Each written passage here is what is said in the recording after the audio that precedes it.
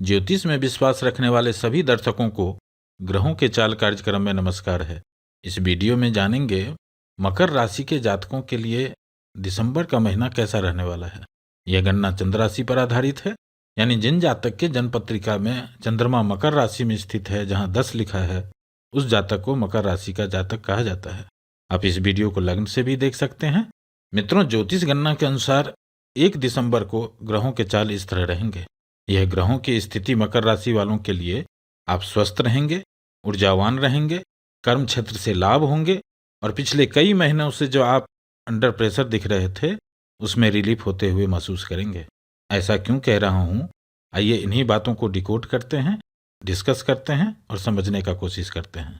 मित्रों, जो लोग पढ़ाई लिखाई करते हैं, जो लोग विवाह करना चाहते हैं, संतान की इच्छा रखते हैं, नौकरी पेशा करने वाले लोग, व्यापार करने वाले लोग, किसान भाइयों के लिए, जो लोग पब्लिक डीलिंग में हैं, उनके लिए किस तरह का समय रहेगा, जब आप पूरा वीडियो को समझेंगे तभी आप अपनी स्थिति में फिट कर सकते हैं और अपने लिए प्लानिंग कर सकते हैं। और यदि आपके पास इतना समय भी नहीं है तो इस हेडलाइन से ही आपको समझ में आ चुका होगा कि दिसंबर का महीना मकर राशि वालों के लिए पिछले कई महीनों की अपेक्षा अच्छा रहने वाला है। मित्रों, यह समय इसलिए भी इम्पोर्टेंट है क्योंकि दिसंबर के महीने में मकर राशि वालों के लिए अधिकांश ग्रहों का प्लेसमेंट अच्छे हैं, तो स्वाभाविक है कि इस समय में परिणाम भी अच्छे मिलेंगे। इसमें जो ग्रह सबसे अच्छे योग बना रहे हैं, जिसका बेनिफिट मकर राशि वालों को सबसे अधिक मिलने वाला है, वह है शुक्र ग्रह का 10वें भाव से गोचर। क्योंकि मकर राशि के कुंडली में शुक्र ग्रह 5वें भाव और 10वें भाव के ही स्वामी होते हैं, पूर्ण योग कारक ग्रह होते हैं, शुभ ग्रह हैं और मकर राशि वालों के लिए अभी केंद्र भाव से ही गोचर कर रहे हैं। पंच महायोग में से एक मालव्य योग का निर्माण कर रहे हैं। यह काफी अच्छी स्थिति बन रही है। काफी लंबे समय के बाद मकर राशि वालों के कुंडली में इस तरह के योग बन रहे हैं। वैदिक ज्योतिष के अनुसार जब कुंडली में मालव्य योग बनते हैं तो सुख समृद्धि में वृद्धि होते हैं, और ऐसा ही हो रहा है दिसंबर के महीने में मकर राशि वालों के लिए। और एक अच्छी बात यह है कि मालव्य योग का निर्माण 10वें भाव में हो रहा है, कैरियर के भाव में हो रहा है, तो 10वें भाव से विचार करने वाले सभी कारकत्वों में तो वृद्धि करेंगे ही।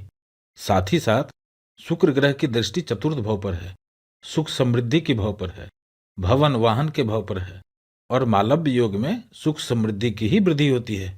और सबसे बढ़िया बात यह है कि इस समय में किसी भी पाप ग्रह का, अशुभ ग्रहों की दृष्टि शुक्र ग्रह पर नहीं है। यह स्थिति मालव्य योग को फलित होने में और मजबूती प्रदान करेंगे। मित्रों, अब यहां ध्यान से समझिएगा, इस समय में शुक्र ग्रह 10वें भाव और 4th भाव को तो एक्टिव कर ही रहे हैं, साथ ही साथ 5वें भाव का स्वामित्व मकर राशि के कुंडली में शुक्र ग्रह के पास ही होता है, और काल पुरुष के कुंडली में 2य भाव और 7वें भाव का स्वामित्व शुक्र ग्रह को प्राप्त है, जिसके कारण 24 दिसंबर तक, जब तक शुक्र ग्रह 10वें भाव में मालव्य योग का निर्माण कर रहे हैं, तब तक यह शुक्र ग्रह आपको कैरियर के क्षेत्र में वृद्धि करेंगे, मान सम्मान में वृद्धि करेंगे। और यदि आपके कुंडली में शुक्र ग्रह की स्थिति बलवान है और आपके दशा अंतर्दशा सपोर्टिव होंगे, तो यह स्थिति आपको एक नया रुतबा दे सकते हैं। इस तरह के पद प्रतिष्ठा में वृद्धि कर देते हैं शुक्र ग्रह। महर्षि लिखते हैं, 10वें भाव का शुक्र मनवांछित, आपकी इच्छा अनुसार जैसा आप चाहते हैं उस अनुरूप कार्य करने का अवसर प्रदान करते हैं। जिन जातक के जन्म कुंडली में शुक्र ग्रह 10वें भाव में होंगे, उनको संपूर्ण जीवन काल में मनपसंद काम करने का अवसर मिलता है और भौतिक वस्तुओं का, लग्जीरियस वस्तुओं का उपभोग करने का अवसर प्राप्त होता है। और ऐसा ही हो रहा है 24 दिसंबर तक मकर राशि वालों के लिए। और 25 दिसंबर से जब शुक्र ग्रह का गोचर एकादश भाव में प्रारंभ होगा, लाभ के भाव में प्रारंभ होगा, उस समय में शुक्र की दृष्टि 5वें भाव पर होंगे। यहाँ 5वें भाव का स्वामित्व भी शुक्र ग्रह के पास ही है, और लाभ भाव में तो सभी ग्रह अच्छे प्रभाव देते ही हैं। कुल मिलाकर दिसंबर के महीने में शुक्र ग्रह बहुत अच्छी स्थिति बना रहे हैं, जिसके कारण कैरियर के क्षेत्र में वृद्धि होंगे, धन लाभ होगा। जो लोग जीवन साथी के इच्छुक हैं उनको अच्छे जीवन साथी मिलेंगे। जो लोग संतान के इच्छुक हैं उनके लिए भी यह समय बेहतर होंगे। जो लोग शेयर मार्केट से संबंधित काम करते हैं उनके लिए यह समय अच्छा होगा। जो लोग पढ़ाई करते हैं उनके लिए भी स्थिति अच्छी रहेगी। और जिन मकर राशि वालों के संतान स्कूलिंग कर रहे हैं उनको भी अपने बच्चों की पढ़ाई से एक संतुष्टजनक स्थिति देखने को मिलेंगे। आगे बढ़ते हैं और मकर राशि वालों के लिए इस समय में दूसरे नंबर पर जो बेनिफिट करने वाले हैं वह बेनिफिट कर रहे हैं सूर्य और मंगल ग्रह का गोचर एकादश भाव में। मित्रों, आप यहाँ देख रहे हैं कि सूर्य और मंगल ग्रह एकादश भाव में, लाभ के भाव में, इच्छा पूर्ति के भाव में गोचर कर रहे हैं। लेकिन फिर भी इस स्थिति को 2 नंबर पर इसलिए रखे हैं क्योंकि सूर्य ग्रह मकर राशि वालों के लिए अष्टम भाव के स्वामी होते हैं। ठीक है, अष्टम भाव से गुप्त धन दिला सकते हैं, ससुराल वालों से लाभ करवा सकते हैं, लेकिन इससे भी इंपॉर्टेंट यह है कि जब तक सूर्य ग्रह एकादश भाव में गोचर करेंगे तब तक सूर्य ग्रह की दृष्टि पंचम भाव पर होगा। यह स्थिति आपके संतान के स्वास्थ्य को अच्छा करेंगे क्योंकि पंचम भाव पर उनकी दृष्टि भी है और काल पुरुष के कुंडली में पंचम भाव का स्वामित्व सूर्य ग्रह के पास ही होता है। लेकिन यही सूर्य ग्रह लाभ भाव का स्वामी मंगल ग्रह को लाभ भाव में ही अस्त कर रहे हैं, कमजोर कर रहे हैं। अन्यथा यह स्थिति कुछ और ही होता मकर राशि वालों के लिए। और इस भाव पर शनि की भी दृष्टि है, राहु की भी दृष्टि है, और सूर्य ग्रह सबसे अधिक प्रभावित राहु केतु और शनि ग्रह से ही होते हैं।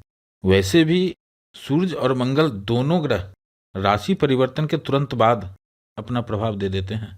तो सूर्य और मंगल का राशि परिवर्तन का प्रभाव आपको 20 नवंबर तक देखने को मिल चुके होंगे। लेकिन फिर भी जब तक मंगल ग्रह लाभ भाव से गोचर कर रहे हैं तब तक धन योग का निर्माण हो रहा है क्योंकि लाभ भाव का स्वामी मंगल ग्रह की प्रथम दृष्टि धन भाव पर है और धन भाव का स्वामी शनि ग्रह की दृष्टि लाभ भाव पर है। वैसे ब्रह्मांड के लिए यह स्थिति अच्छा नहीं है। लगभग 45 दिन के इस गोचर काल में जान माल का बहुत नुकसान होने वाला है, लेकिन मकर राशि वालों के लिए धन लाभ के लिए स्थिति अच्छी रहेगी। अब किनको कितना मिलेगा यह डिपेंड करता है कि आपका बर्थ चार्ट में, जन्म कुंडली में ग्रहों की क्या स्थिति है और किन ग्रहों के दशा अंतर्दशा चल रहा है। अभी गोचर की स्थिति अच्छी है, इसलिए कुछ न कुछ अच्छे परिणाम जरूर मिलेंगे। वैसे शनि की 7.5 का भी प्रभाव चल रहा है, इसलिए इस समय में कंट्रोल करने वाले तो शनि ग्रह ही हैं। दिसंबर का महीना पिछले कई महीनों की अपेक्षा धन आगमन के लिए अच्छा रहने वाला है। आगे बढ़ते हैं और बुध ग्रह की बात करते हैं तो मकर राशि वालों के लिए बुध ग्रह छठे भाव और नवम भाव, भाग्य भाव के स्वामी होते हैं और इस पूरे महीने में बुध ग्रह द्वादश भाव से ही गोचर करेंगे और उनकी दृष्टि छठे भाव पर रहेगा। छठे भाव का स्वामित्व भी बुध ग्रह के पास ही है। 12 दिसंबर से बुध ग्रह वक्री अवस्था में गोचर करेंगे। वैसे यहाँ पर बुध ग्रह विपरीत राजयोग भी बना रहे हैं। कुल मिलाकर बुध ग्रह का प्लेसमेंट तो अच्छे हैं, लेकिन यह गोचर अच्छा नहीं है, इसलिए यहाँ पर बुध ग्रह से अच्छे परिणाम का उम्मीद नहीं करना चाहिए। यहाँ पर बुध ग्रह कुछ नुकसान ही कर देंगे। इसलिए 12 दिसंबर के बाद विदेश के मामले में, इंपोर्ट एक्सपोर्ट के मामले में, जेल से संबंधित यदि कोई कार्रवाई है, डॉक्यूमेंट्स हैं, तो थोड़ा अलर्ट हो जाना चाहिए, सावधान रहना चाहिए। वैसे ज़्यादा चिंता करने की बात नहीं है क्योंकि इस समय में बुध ग्रह अधिकांश समय अस्त रहेंगे, इसलिए इसका प्रभाव नहीं के बराबर दिखेगा। लेकिन फिर भी इस समय में सभी मकर राशि वालों को वाणी पर कंट्रोल रखना चाहिए, अन्यथा नुकसान कर सकते हैं। जो लोग मुकदमाबाजी कर रहे हैं उनके लिए यह समय अच्छा नहीं है। हाँ, लेकिन यही बुध ग्रह जो लोग लोन लेना चाहते हैं उनके लिए यह समय अच्छा रहेगा, और जिन लोगों का दिसंबर के महीने में कोई इंटरव्यू है उनके लिए भी यह समय अच्छा रहने वाला है। आगे बढ़ते हैं और शनि ग्रह की बात करते हैं तो मकर राशि वालों के कुंडली में मुख्य कंट्रोलर के रूप में शनि ग्रह ही होते हैं और अभी तो शनि की 7.5 का प्रभाव भी चल रहा है।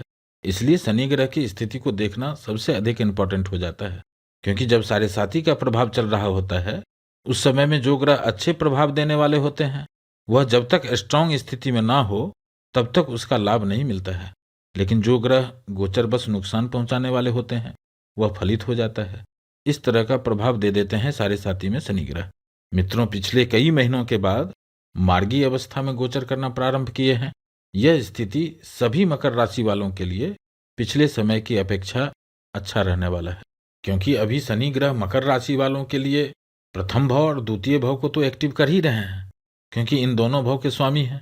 साथ ही साथ जिन 3 भाव पर इनकी दृष्टि है, चतुर्थ भाव, अष्टम भाव और एकादश भाव, इन सभी भाव को प्रभावित कर रहे हैं। इसलिए आप सभी मकर राशि वाले देख रहे होंगे कि पिछले 4 महीनों से जब शनि ग्रह वक्री अवस्था में गोचर कर रहे थे, आपका स्वास्थ्य, जो लोग आप पर डिपेंड हैं, जो लोग आप पर आश्रित हैं, माता के स्वास्थ्य में समस्या, ससुराल वालों के स्वास्थ्य में समस्या और बड़े भाई बहन के स्वास्थ्य संबंधित समस्या को आप झेल रहे होंगे। इसके कारण अस्पताल तक जाने का नौबत देखने को मिले होंगे। मेडिकल स्टोर तक तो सबको भेज ही दिए होंगे शनि ग्रह क्योंकि शनि ग्रह मजबूत अवस्था में गोचर कर रहे थे। लेकिन 4 नवंबर को ही शनि ग्रह मार्गी हो चुके हैं और अगले 6 महीने तक शनि ग्रह मार्गी अवस्था में ही गोचर करते रहेंगे। यह समय पिछले बकरी काल से अच्छा रहने वाला है। 25 नवंबर को शनि ग्रह नक्षत्र परिवर्तन कर रहे हैं और 31 मार्च 2024 तक शनि ग्रह इसी नक्षत्र में गोचर करते रहेंगे। इसका प्रभाव यहां ध्यान से समझिएगा।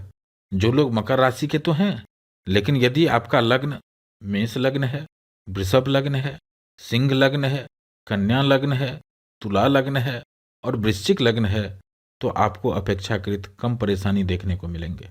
और जो जातक मकर राशि के तो हैं, लेकिन उनका लग्न मिथुन लग्न है, कर्क लग्न है, धनु लग्न है, मकर लग्न है, कुंभ लग्न है और मीन लग्न है, तो आपको दिसंबर में ही नहीं, अगले 3 महीनों तक थोड़ा अधिक सावधानी रखने की जरूरत है। लेकिन फिर भी जो पिछले 3-4 महीनों से आपकी स्थिति थी, उससे बेहतर स्थिति दिसंबर में आपको देखने को मिलेंगे।